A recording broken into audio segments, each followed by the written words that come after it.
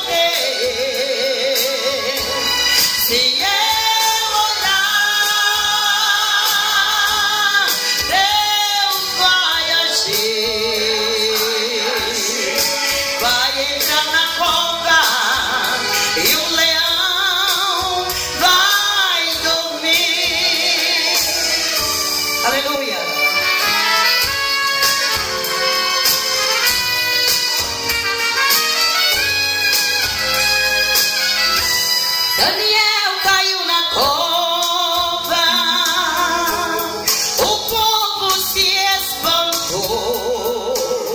Passaram horas e minutos, nenhum grito se escutou.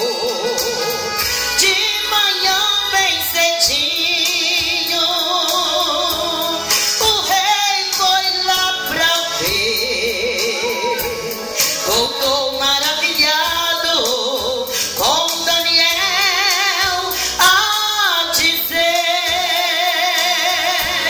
naquela noite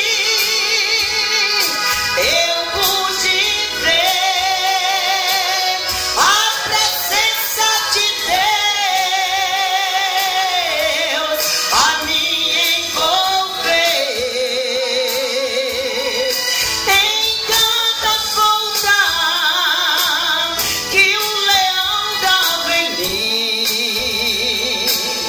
Eu ouvia uma voz dizendo assim: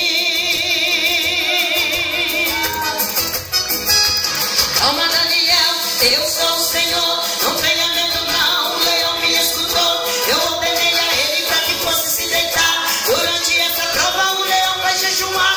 Calma, Daniel, eu estou aqui. Se você estiver com sono, Daniel pode dormir. Aí tem travesseiro dentro em cima do leão. Durante aquela noite foi só glória e unção.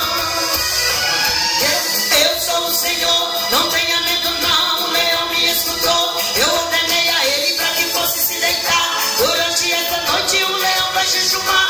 Calma, Daniel, eu estou aqui. Se você estiver com sono, Daniel pode dormir. Aí tem travesseiro dentro em cima do leão. Durante aquela noite